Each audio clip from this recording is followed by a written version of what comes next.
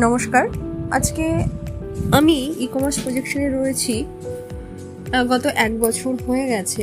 আমার নাম রামা মণ্ডল, আমি স্পেশাল গ্রুপে রয়েছি, আমি বনগাঁতে থাকি।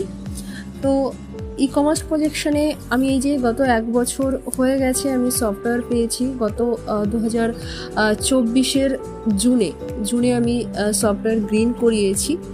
তো তখন একরকম প্রসেস ছিল আর এখন আরেক রকম প্রসেস রয়েছে।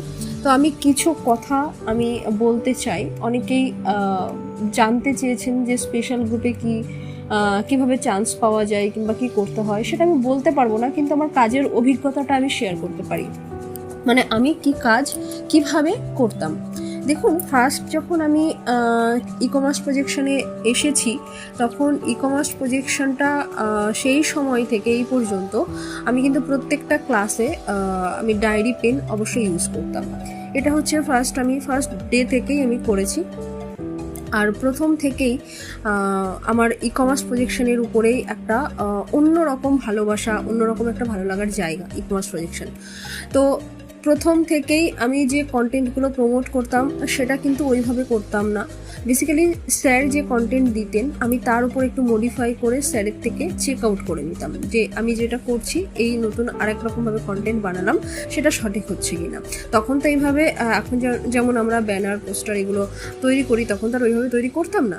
বাট বড় বড় কন্টেন্ট থাকতো, সেখানে আবার লিঙ্কও দেওয়া থাকতো। যাই হোক, তো সেই কন্টেন্ট আমি কখনোই ফার্স্ট 2 দিন আমি মনে হয় সম্ভবত 2 দিন আমি ওটা কন্টিনিউ করেছিলাম। ওই কন্টেন্টটা দেখলাম যে কোনো গ্রুপেই আমি পোস্ট করতে পারছি না। তো গ্রুপগুলো আপনারা সবাই কি করেন বলুন তো, একটু আমি বলবো, মাঝে মাঝে একটু বলবো যে প্রবলেমগুলো কোথায় হতে পারে।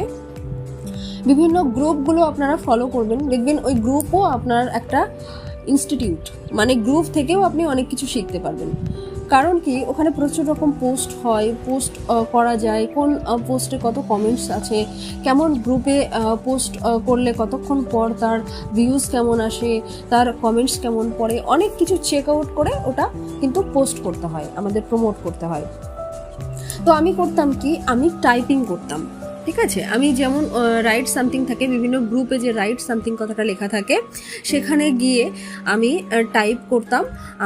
মানে দেখবেন ওই রাইট সামথিং যে জায়গাটা লেখা থাকে ওইখানে গিয়ে ওখানে কিন্তু একটা বক্স থাকে, ওখানে প্রেস করলে একটা বক্স থাকে, সেই বক্সেই কিন্তু আমি টাইপ করতাম। একদিন এক রকম কালার নিয়ে টাইপ করতাম। ঠিক আছে, এবার ওইখানে যে টাইপ করতাম জাস্ট এটুকুই লিখতাম, work from home, monthly income, একটা অ্যামাউন্ট দিতাম, তারপরে গিয়ে দিতাম যে ইনবক্স করুন। এভাবে প্রমোট করতাম যে ইন্টারেস্টেড পার্সন ইনবক্স করুন, এটুকুই লিখতাম, আর বেশি কিছু নয়। তো আমি এর পিছনে একটু বেশি লেবার দিতাম, কারণ কি সকালের দিকে একটা সকালের দিকে আমি কন্টেন্টটা পোস্ট করতাম, ধরুন 7টা থেকে 7:30-এর মধ্যে এভরিডে। তো ওটা করে তারপরে মানে বেশি গ্রুপে নয়, জোর 3টে থেকে 4টে গ্রুপে আমি পোস্ট করতাম। ওটা কমপ্লিট হলে পরে আমি সারাদিন ধরে এবার ওই মেসেঞ্জারে কিন্তু মেসেজ করতো, তো সেখানে আমি তাদের রিপ্লাই করতাম, যে বড় যে কন্টেন্টটা রয়েছে সেটা আমি সেখানে দিতাম, তারা আমার হোয়াটসঅ্যাপে আসতো। তো সেই সময় আমাকে পারমিশন দিয়েছিলেন স্যার নিজের হোয়াটসঅ্যাপ ইউজ করা। আরেকটা কথা এখানে বলে রাখি, ওই সময় কিন্তু আরেকটা গ্রুপ ছিল, মানে ব্রডকাস্ট ছিল স্যারের কাছে, যেটা হচ্ছে এক্সেপশনাল গ্রুপ। আমি নিজেও জানতাম না আমি ওই গ্রুপে সিলেক্টেড রয়েছি।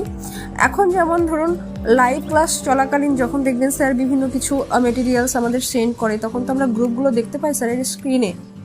তো সেই সময়ও আমি দেখেছিলাম এক্সেপশনাল গ্রুপ বলে একটা ব্রডকাস্ট ছিল, সেখানে একটা মেসেজ সেন্ড করছে, সেই মেসেজটা আমার কাছে এসছে।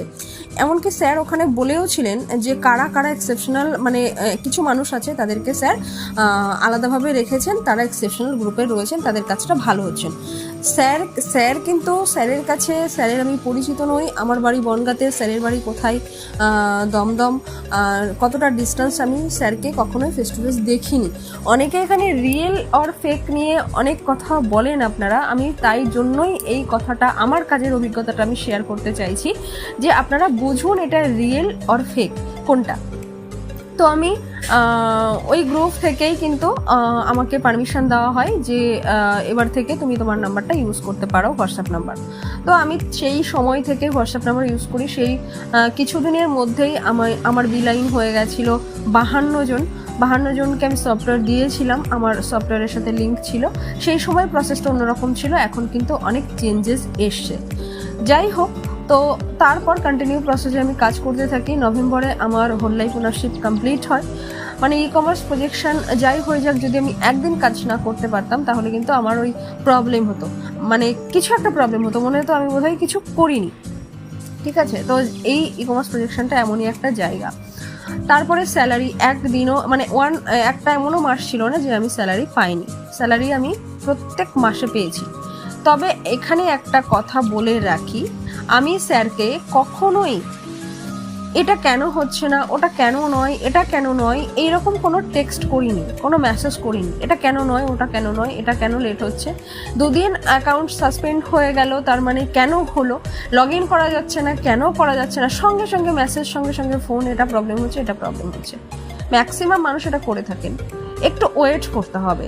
দেখুন, এই কাজটা সবে শুরু হতে চলেছে, শুরু হচ্ছে, তো সেই জায়গাটা আমাদের কিন্তু বুঝতে হবে।